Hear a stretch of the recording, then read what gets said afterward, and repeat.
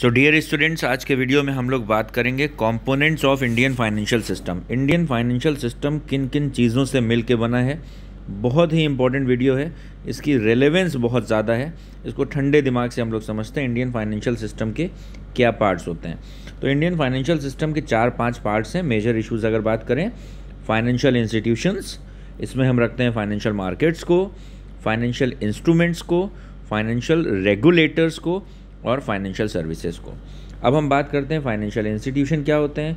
किसी भी इकोनॉमी की प्रोग्रेस करने के लिए कंट्री वहाँ पर 4, 5, 6, 8, 10 मेजर इंस्टीट्यूशन बनाते हैं जो हर एक डायमेंशन से इकोनॉमी को ताकत देने का काम करते हैं, स्ट्रेंथ देने का काम करते हैं।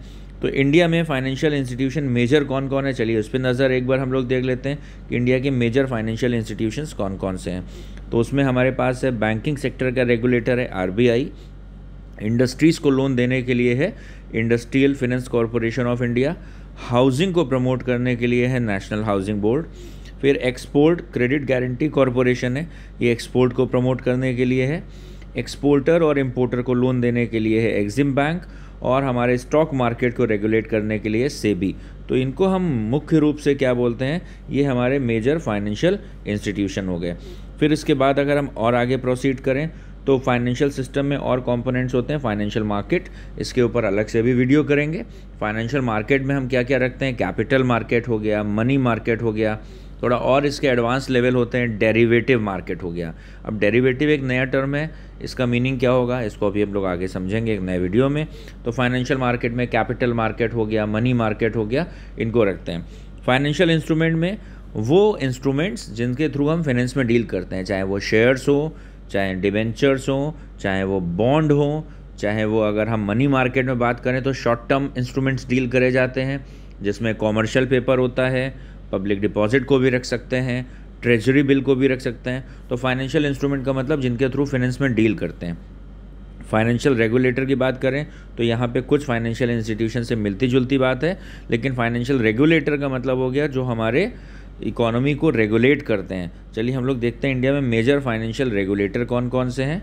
तो हमारे पास मेजर फाइनेंशियल रेगुलेटर में बैंकिंग सेक्टर का रेगुलेटर है जिसको हम जानते हैं बहुत अच्छे से आरबीआई, फिर स्टॉक मार्केट के लिए सेबी है, फिर इंश्योरेंस सेक्टर, क्योंकि इंश्योरेंस में भी लोग अच्छा खासा पैसा लगाते हैं, फाइनेंस का काफ़ी पोर्शन इंश्योरेंस की तरफ एलोकेट करते हैं, तो IRDAI, insurance regulatory and development authority of India, इसकी बात कर लें।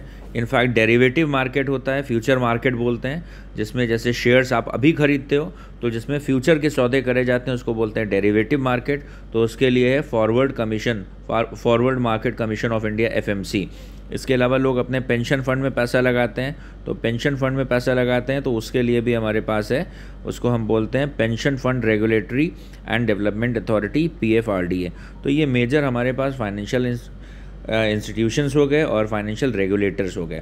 वापस आते हैं, हम देखते हैं इसके अलावा फाइनेंशियल सर्विसेज भी एक बड़ा इंपॉर्टेंट पार्ट है इंडियन फाइनेंशियल सिस्टम का। तो फाइनेंशियल सर्विसेज में क्या क्या होता है, चलिए इसको हम लोग देख लेते हैं। तो फाइनेंशियल सर्विसेज में बैंकिंग वाली सर्विसेज, बैंक में तमाम तरीके की फैसिलिटीज़ हम लेते हैं, एक तरीके से फंक्शंस ऑफ बैंक की बात हो रही है। फॉरेन एक्सचेंज वाली सर्विसेज, आपको अब्रॉड जाना है, आप बाहर से फॉरेन करेंसी लेकर आ रहे हैं या इंपोर्ट एक्सपोर्ट ट्रेड के लिए आपको फॉरेन करेंसी चाहिए होती है। इन्वेस्टमेंट से रिलेटेड सर्विसेज आपको चाहिए होती हैं, जिसमें हम एक ऐसा ब्रोकर सेलेक्ट करते हैं या कंपनी सेलेक्ट करते हैं जो हमें इन्वेस्ट करने में हमें हेल्प करे, और इंश्योरेंस से रिलेटेड। तो फाइनेंशियल सर्विसेज में मेनली 4 चीज़ें, बाकी इन सब के ऊपर सेपरेट वीडियो हम आगे देखेंगे। तो फाइनेंशियल सर्विसेज में बैंकिंग सर्विसेज हो गई, फॉरेन एक्सचेंज वाली सर्विसेज हो गई, इन्वेस्टमेंट से रिलेटेड सर्विसेज हो गई और इंश्योरेंस से रिलेटेड सर्विस हो गई। तो ये टोटल वीडियो जो हमारा कवर हो रहा है, ये कवर कर रहा है components of Indian financial system.